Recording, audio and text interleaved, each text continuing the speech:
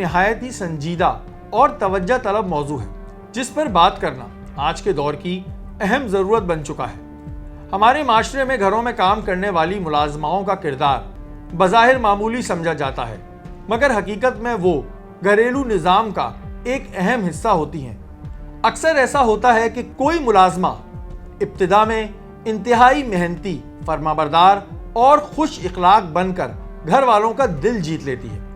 आहिस्ता आहिस्ता घर के अफराद इसे सिर्फ एक मुलाजमा नहीं बल्कि घर का फर्ज समझने लगते हैं। यही वो मरहला होता है जहां एहतियात की हदें टूटने लगती हैं। लोग इसके सामने अपनी ज़ाती ज़िंदगी की बातें करते हैं, माली मामलात, घर की रूटीन, सोने जागने के औकात और यहाँ तक कीमती अशिया के मुकामात भी बिला झिझक बयान कर देते हैं। बाज़ घरों में तो जेवरात, नकदी रकम और बैंक से मुताल्लिक़ मालूमात भी मुलाजमाओं की इल्म में आ जाती है, जो किसी सूरत में एक गैर मुतल्लका फ़र्द से शेयर नहीं करनी चाहिए। इसी लापरवाही का नतीजा ये निकलता है कि घरों में आहिस्ता आहिस्ता चोरियां शुरू हो जाती हैं, जिनका आगाज़ छोटी चीज़ों से होता है और फिर मामला बड़े नुकसान तक जा पहुंचता है। कहीं जेवरात गायब हो जाते हैं तो कहीं नकद रकम, और बाज़ अफसोसनाक वाक़यात में तो चोरियां बाकायदा डकैती की शक्ल इख्तियार कर लेती हैं। हाल ही में कराची में एक ऐसा चौंका देने वाला वाक़या हमारे सामने आया, जहां एक घरेलू मुलाजमा को गिरफ्तार किया गया और इसके कब्जे से करोड़ों रुपए की मालियत के असासे बरामद हुए। इन असासों में फ्लैट्स, गाड़ियां और दीगर कीमती चीज़ें शामिल थीं, जो इसने मुख्तलिफ घरों में वक्फे वक्फे से चोरियां करके बनाई थीं। ये कोई वाहिद वाक़या नहीं, पाकिस्तान भर में ऐसे नौइयत के केसेस की तादाद लातादाद है, जो इस मसले की संगीनी को वाज़े करते हैं। इस पूरी सूरत हाल का एक और निहायत तशवीशनाक पहलू ये है, अक्सर घराने अपनी मुलाजमाओं का शनाख्ती कार्ड, मुस्तकिल पता या कोई मुस्तनद रिकॉर्ड अपने पास नहीं रखते। लोगों को ये खदशा होता है कि अगर वो ज़्यादा पूछगछ करेंगे तो मुलाजिम कहीं इन्हें छोड़ के ना चले जाए। इसी खौफ के तहत वो बुनियादी एहतियाती तदबीरें नज़रअंदाज कर देते हैं। हालांकि पुलिस बार बार इस बात की तंबीह कर चुकी है कि घरेलू मुलाजमाओं का मुकम्मल रिकॉर्ड मुताल्लिका थाने में जमा कराना इंतहाई ज़रूरी है। इसी मकसद के लिए एक जदीद टेक्नोलॉजी को भी मुतारिफ कराया गया, जिसे तलाश एप्लीकेशन कहते हैं, जिसके ज़रिए सिर्फ शनाख्ती कार्ड नंबर डाल के ये मालूम किया जा सकता है कि इस शख्स का कोई क्रिमिनल रिकॉर्ड पहले से मौजूद है या नहीं। बदकिस्मती से अवाम अक्सरियत इस सहूलत से या तो लाइल्म है या जानबूझकर इस तरफ तवज्जो नहीं देती। इस गफलत की एक वाज़ेह मिसाल वो तजुर्बा है जो हमने आज से कुछ अरसे कबल किया था, जब हमने एक फर्जी मुलाजिम बनाकर अपने ही जानने वालों के घरों पे भेजा। मुझे ना चौकीदार ने भेजा है आपके पास काम के लिए।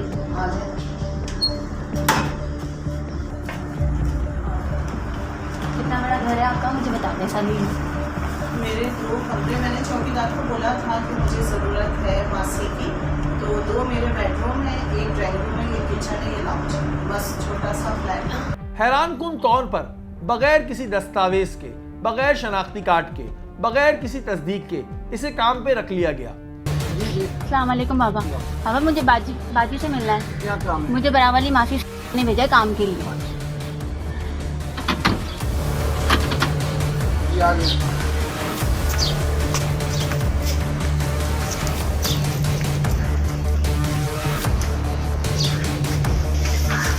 अस्सलामुअलैकुम जी बाजी। ठीक है, इधर ही रह। वो बाजी मुझे बरावाली है ना मासी, उसने आपके घर काम के लिए भेजा। ये वाक़या इस बात का सबूत है कि ये मसला सिर्फ जराइम पेशा अफराद का नहीं, बल्कि हमारी अपनी लापरवाही, हद से ज़्यादा एहतमाद और एहतियात की कमी का भी है। लेकिन आज हम आपको एक दिल दहलाने वाला वाक़या बताएंगे, जब एक मुलाजमा जो 15 साल पहले घर में काम करती थी, जब भी अपने दुख और दर्द लेकर आती तो घर की मालकन इसकी पूरी दाद रसी करती, माली मदद करती, ईद और दीगर त्योहारों पर ईदी और जोड़े देती। हालांकि इनका साथ 15 साल पहले ख़त्म हो चुका था। इस औरत ने भी कभी नहीं सोचा था कि इसी की यही नेकियां एक दिन इसके लिए जानलेवा साबित हो सकती हैं। एक दिन पुरानी मुलाजमाएं मामूल के मुताबिक घर में अपना दर्द लेकर आईं और एक ने बहाने से मेहंदी लगाना शुरू की, जबकि दूसरी ने खामोशी से गेट खोलकर एक मर्द को बुलाया। इसके बाद ना सिर्फ घर में डकैती की, बल्कि मालकन पर छुरियों से कातलाना वार भी किए। खुशकिस्मती से वो औरत मौजदाना तौर पर बच गई, मगर ये वाकया एतमाद और इंसानियत पर एक गहरा सवाल छोड़ गया। जैसे ही एसएसपी कोरंगी फिदा हुसैन को इस केस के बारे में मालूम हुआ, उन्होंने फौरी तौर पर इस केस पर काम करने की हिदायत अल्फला थाने के एसएचओ राव उमेर को दी, जिन्होंने तेजी से इस केस पर काम करना शुरू कर दिया। इस वाकये की एफआईआर अल्फला थाने में दर्ज हुई। इस केस पर थाने के एसएचओ राव उमेर तेजी से काम कर रहे थे। हमने भी इस केस की तफसीलात इनसे हासिल की। जी नाज़रीन, इस वक्त हम अल्फला थाने में मौजूद हैं और अभी एक बड़ा ही अफसोसनाक वाक़या थोड़ी ही देर पहले हुआ है। एक घर में एक खातून को कुछ मासियों ने ज़दोकोब किया और उनको जो है खंजर से वार किए हैं और उनको लूट के वो जा चुकी हैं। बाकी डिटेल हमारे पास नहीं है। एसएचओ उमैर साहब हमारे साथ मौजूद हैं। उमैर साहब, क्या डिटेल्स हैं आपके पास इस केस के हवाले से?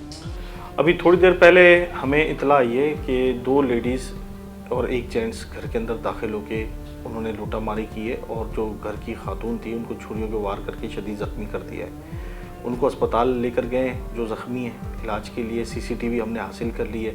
सीसीटीवी के अंदर नकाब बुरक़े में है, पहचान में नहीं आ रही हैं। अब मजरूबा से जो हमारा अफसर वहाँ है पता किया है तो उन्होंने बताया कि उनमें से वो एक लेडी को शनाख्त कर रही हैं।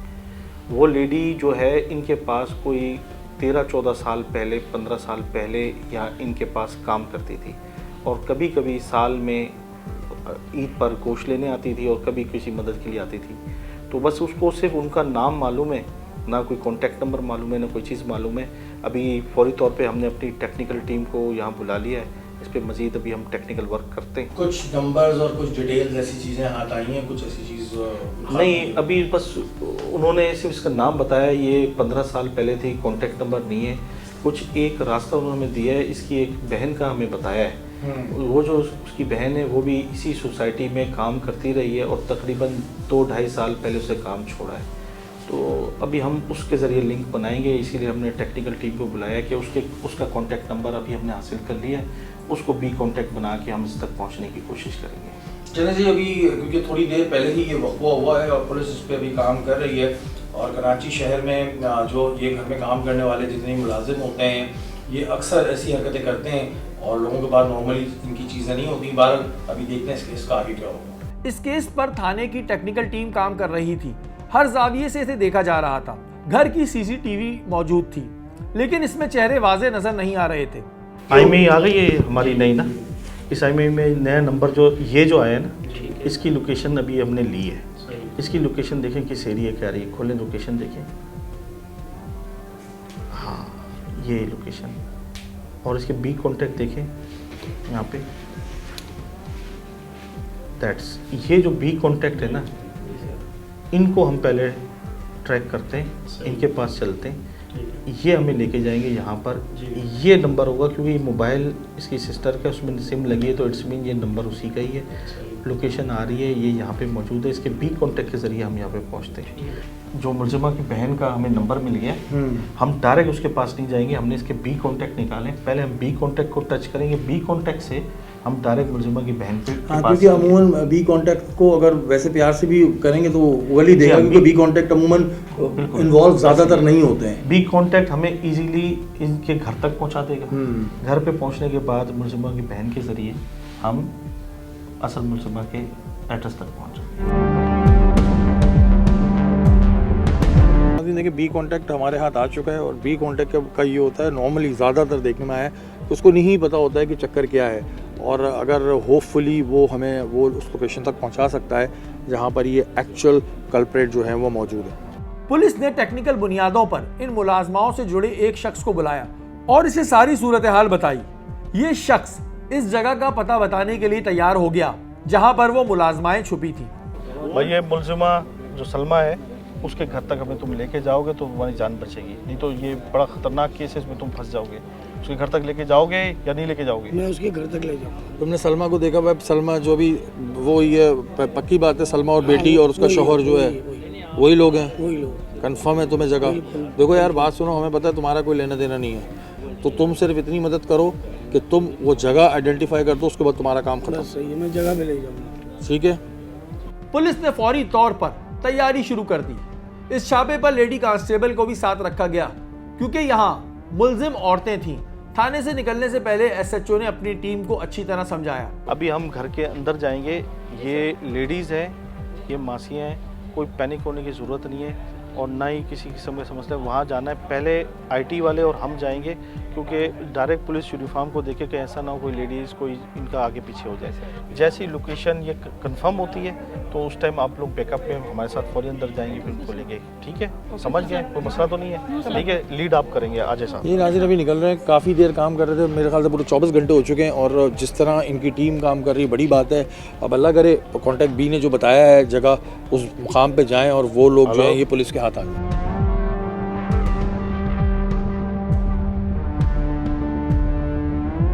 हम भी पुलिस के हमरा इस जगह के लिए निकल पड़े जहां वारदात करने वाली मुलाजमाओं की इंफॉर्मेशन थी।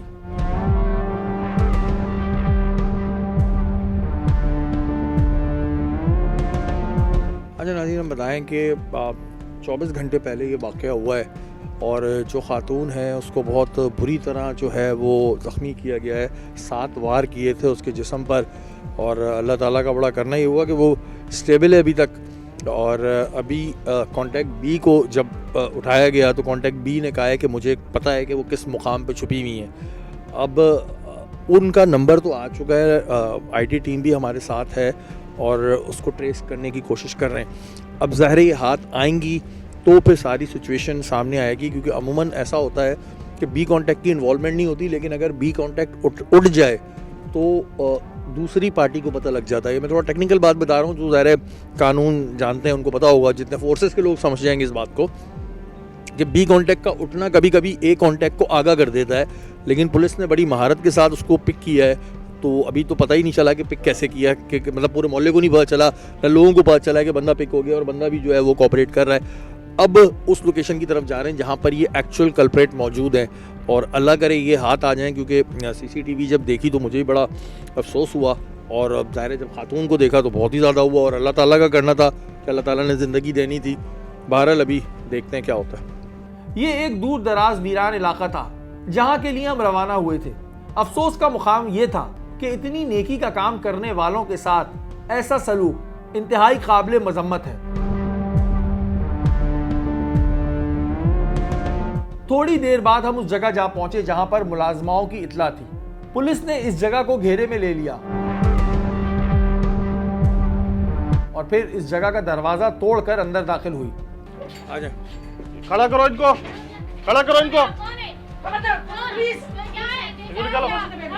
खड़ी हो जाओ, रुक जाओ इधर, शोर नहीं करो।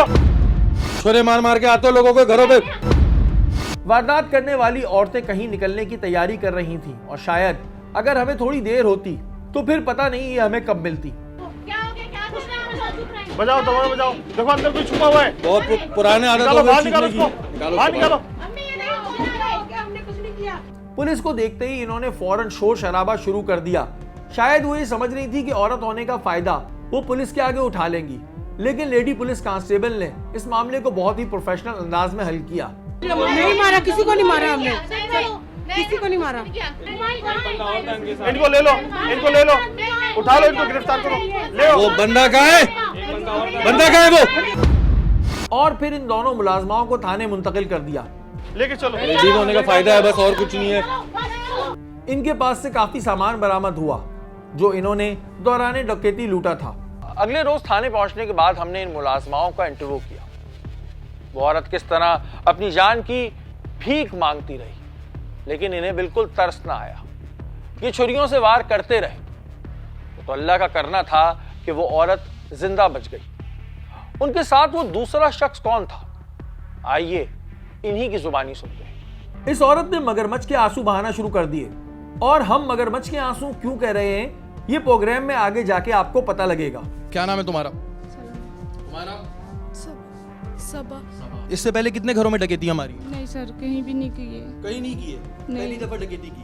जी। क्यों डकैती की तुमने? मजबूर हो गई थी। क्या मजबूर हो गई थी ऐसी? परेशान हूँ बहुत ज्यादा। क्या परेशान? लोगों के पैसे देने थे। लोगों के पैसे देने हैं तो जिसके घर में तुम डकैती मारने जा रहे हो उसका क्या कसूर है? कोई गलती नहीं है वो मेरी। अच्छा मुझे गलती अपने है। मुंह से बताओ, वो जो आंटी थी जिनके ऊपर हमला किया गया वो तुम्हारे साथ क्या क्या करती हैं, उन्होंने तुम्हारे साथ क्या क्या अच्छाइयाँ करी हैं वो बताओ।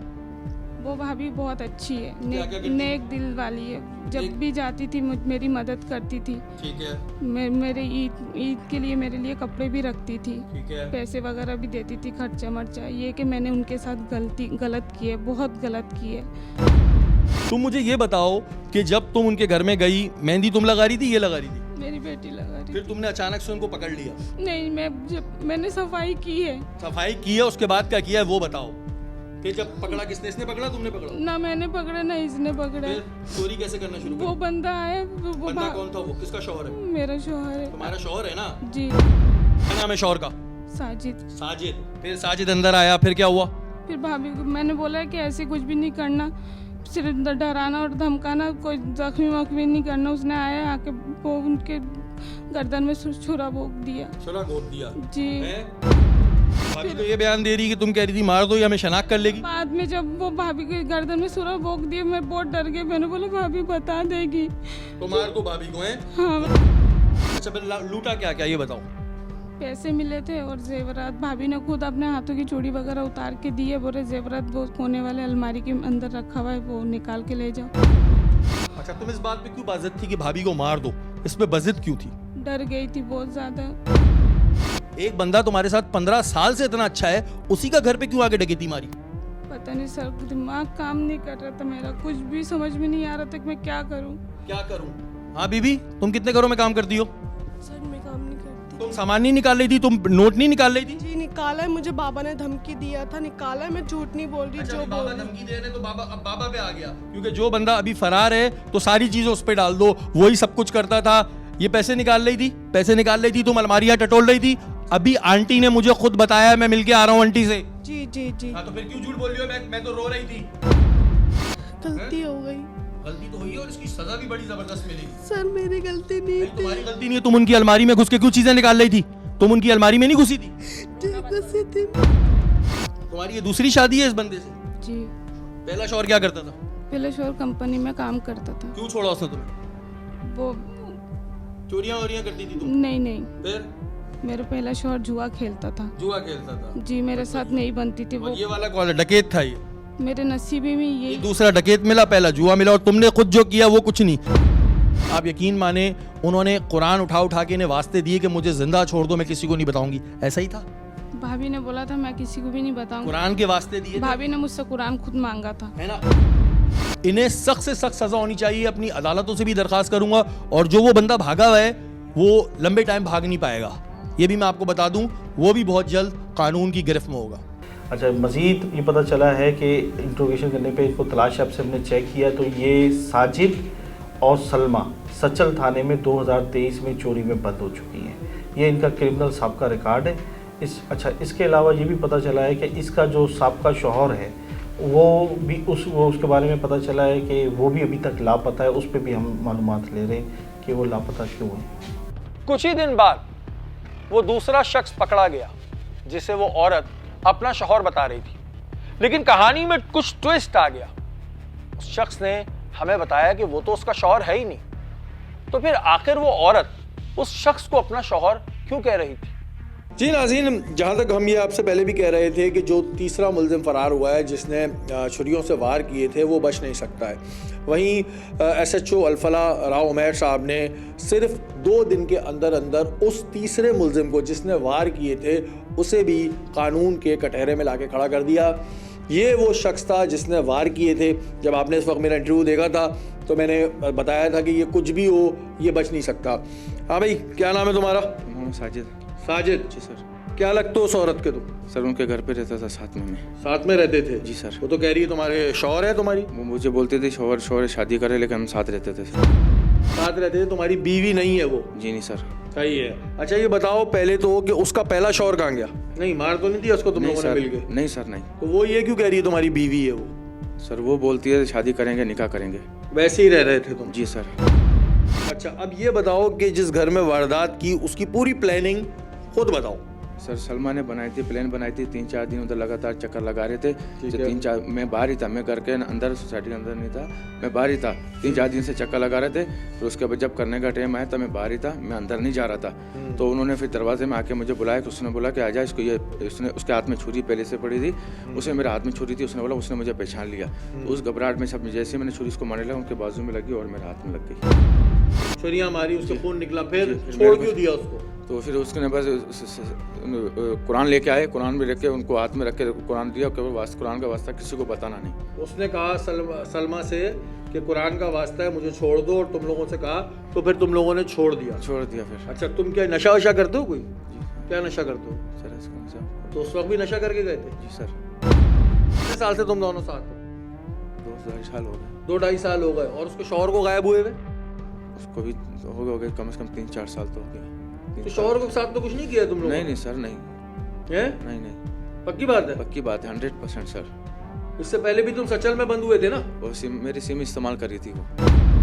जब एक दफा सचल में बंद हो गए और तुम्हें पता लग गया कि भाई मेरी सिम इस्तेमाल हो रही है, ये गलत औरत है, तो तुम उससे पीछे हो जाते। तुम तो उसके साथ साथ लगे हुए थे, मिलके वारदातें करते थे। और अभी तो तुम लोगों का चेहरा देख के पता नहीं कितने लोग और आएंगे जिनके साथ तुम लोगों ने वारदातें की हैं, और कितनी की हैं सोच लो, अभी भी बता दो। आ जाएंगे। अरे तुम्हारे कहने से थोड़ी कुछ होता है, वो आ जाएंगे सारे। अच्छा, एक और बड़े मजे का इंकिशाफ हुआ, अब ये बताएगा। जिसके घर में इन्होंने वारदात की, इसके ऊपर उनके भाई रहते हैं, और इनकी जो इसकी तो नहीं अब बेटी कह सकता क्योंकि पता चला है शादी नहीं है। वो जो सलमा की बेटी थी और सलमा थी, वो वहाँ से चेन सोने की चोरी करके ले गए और उसको बेच भी दिया। और इन्होंने आगे फिर इंकिशाफ किया, जब SHO उमैर साहब इनको लेकर आए हैं, राव उमैर साहब, कि मजीद क्या क्या किया, तो वो इंकिशाफ किया। बताओ क्या किया था वो? उनके पास सर पैसे आए थे इतने सारे। मैंने पूछा कितने सारे पैसे आए, बोला मैंने सोने की चेन बेची। सोने की चेन कहाँ से आई थी? इन्हीं के घर से। बोला चोरी करके लाए। जी। बहरहाल जी नाज़रीन, ये अल्फला थाने को सलाम है। और क्योंकि मैं इस वजह से सलाम कह रहा हूँ कि बहुत जल्दी कार्रवाइयाँ हुई हैं। ये भाई इब्राहिम हैदरी में जाके छुप गए थे और समझ रहे थे नहीं मिलेंगे, लेकिन मैंने उस वक्त बड़े वसूख से कहा था कि भाग कहीं नहीं सकते। जी नाज़रीन, तो हमारे साथ वो साहब मौजूद हैं जिनके घर में ये वाक़या हुआ, और अल्लाह ताला का बड़ा करम है। मैं बार बार ये बात कह रहा हूँ कि अल्लाह ताला ने इनकी जो बेगम थी उनको महफूज रखा। अस्सलाम वालेकुम। वालेकुम सलाम। अच्छा, मुझे बताएं कि ये पूरा वाक़या हुआ क्या, और आपको इस वाक़े की खबर कैसे मिली? ये वाक़या पीर वाले दिन 4:10 पे मेरी मैसेज का फ़ोन आया, मैं देखिए घर आ जाओ। मैंने वो काफ़ी परेशान थी, रोने वाला अंदाज़ था, तो मैंने कहा खैरियत है। तो बार बार इंसिस्ट करने में कहा कि मैंने कहा मुश्किल आ रहा है मेरा, तो उन्होंने कहा घर में डकैती हुई है और मुझे ज़ख्मी करके गए, छुरियाँ मारी हैं। मैं फ़ौरी तौर पे मैंने अपने मामू को फ़ोन किया, अपने छोटे भाई को फ़ोन किया। वो फ़ौरी तौर पे मेरे घर पहुँचे और उन्होंने बताया कि वाइफ ज़ख्मी हालत में मौजूद थी। एम्बुलेंस को कॉल की, 15 को फ़ोन किया हमने, तो एम्बुलेंस थोड़ा सा लेट थी, तो हम अपनी गाड़ी में लेके उन्हें हॉस्पिटल लेके गए। हॉस्पिटल वहाँ पहुँचा हूँ, वाइफ क्रिटिकल वार्ड में थी, डॉक्टर नहीं मिलने दे रहे थे। 2-2.5 घंटे बाद जब उनकी सफाई कंडीशन थोड़ी सी स्टेबल हुई है, उनको इमरजेंसी पे मूव किया डॉक्टर्स ने, तो मैं मिसेस के पास गया हूँ मिलना। मैं बहुत 2-2.5 घंटे बाहर बर्दाश्त बड़ी मुश्किल से खड़ा हुआ था कि मेरी किसी तरीके से बात हो जाए। तो मैंने बस थोड़ा सा पूछने की कोशिश की, तो वाइफ ने मुझे कहा कि कुछ भी नहीं हुआ, इस बात को यहीं ख़त्म कर दो, हमने कुछ नहीं करना। मैंने कहा कुछ नहीं, मुझे बताओ कि थे कौन, तुम उनको पहचानती हो? क्योंकि CCTV फुटेज मेरे पास आ चुकी थी, उसमें मुझे नहीं, मैं पहचान नहीं पाई, क्योंकि ख़वातीन और जो आदमी है उसने पूरा हेलमेट पहना हुआ था, और जो ख़वातीन है दोनों पूरे अब नकाब में थी, और उन्होंने ग्लव्स ये वो सब कुछ पहने हुए थे। मेरी वाइफ ने बताया ये सलमा है। सलमा को चूँकि मैं पुराना जानता हूँ, ये हमारे पास 14-15 साल से हमारे घर में आने जाने, 14-15 साल पहले हमारे पास काम करती थी। उसके बाद ही मेरी वालदा के पास, मेरी मैसेज के पास मिलने के लिए इससे आ जाया करती थी। हेल्प के हवाले से ईद जैसे होती थी तो गोश्त के लिए आती थी, रमज़ानों में आती थी। अभी भी रिसेंटली ये पीर वाले दिन वाक़या हुआ है, तो ये जुम्मे वाले दिन ही दोनों माँ बेटियाँ आई हैं हमारे पास। वाइफ ने इनको चाय पिलाई है। इसके अलावा इन्होंने कहा कि अच्छा, आप लोग काम नहीं कराते थे, लेकिन वैसे आप लोग इनकी हेल्प एक अरसे से कर रहे थे? एक अरसे से इनकी हेल्प कर रहे थे, और वाइफ ने इनको चाय भी पिलाई है और साथ 2000 रुपये देके जुम्मे को रुखसत किया है। ये पीर वाले दिन, और जुम्मे को इन्होंने पूछा है मेरी वालदा के बारे में, तो वाइफ ने बताया मेरी सास लाहौर गई हुई है। तो इनको थोड़ा सा एक और वो हो गया कि घर पे और कोई नहीं है, कोई पीर वाले दिन ये 2 ख़वातीन और एक बंदा जो है ये आया, बंदा बाहर बैठा रहा, ये अंदर आई हैं। वाइफ को कहा कि मैं आपको मेहंदी लगानी है, तो वाइफ ने बोला मेरे पास अभी टाइम नहीं है, मैंने घर का काम करना है, मासी मेरी काम छोड़ के चले गई है। तो इसकी सलमा है माँ, उसने कहा कि काम मैं करती हूँ, आप मेहंदी लगवा लें। वाइफ ने इसको ठीक है लगा दो, और ड्राइंग रूम में जो है ना वाइफ बेटी के साथ बैठ गई और मेहंदी लगा रही थी। मेहंदी की लगाने की तरह सलमा ने सफाई करते करते उस बंदे को अंदर बुलाया मेन गेट से। वो बंदा अंदर आया, उसने चाकू निकाला, वाइफ को पीछे से मुंह से पकड़ के और गले पे वार मारा है। तो सलमा तो एंड तक उस पर रही है कि इसको मार दो, ये हमारा नाम ले लेगी। उस बंदे पे इतनी हिम्मत नहीं हो पाई, फिर भी उसने एक सीने पे जो उसको लगा कि ये लेफ़्ट साइड है, दिल वाली साइड है, वो बेसिकली राइट वाली साइड पे उसने सीने पे छुरी घोंपी है, जो ज़्यादा जिस पर ब्लीडिंग हुई है।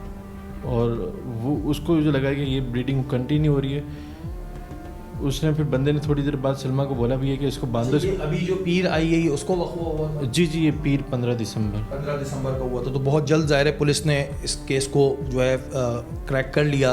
पुलिस की कारकर्दगी से मुतमईन है आप? पुलिस की कारकर्दगी से 101% मुतमईन है, और हमें नहीं था कि ये इतनी जल्दी हो जाएगा। मुझे लिटरली कि था कि बहुत टाइम लग जाएगा, इतनी जल्दी ये नहीं हो सकता, क्योंकि ये हमारे घर बहुत टाइम से आती है। इनसे हमने कई मरतबा CNIC मांगा, जिन्होंने कहा कि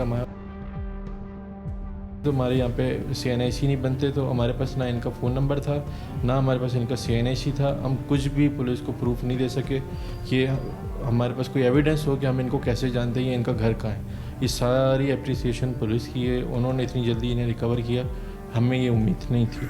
आज से कुछ अरसे कबल पहले हमने ऐसा ही एक गैंग पकड़ा था, जहां घर में काम करने वाली मुलाजमाएं पहले घर की सारी इंफॉर्मेशन लेती थी और फिर अपने साथियों के साथ मिलके डकैती मारा करती थी।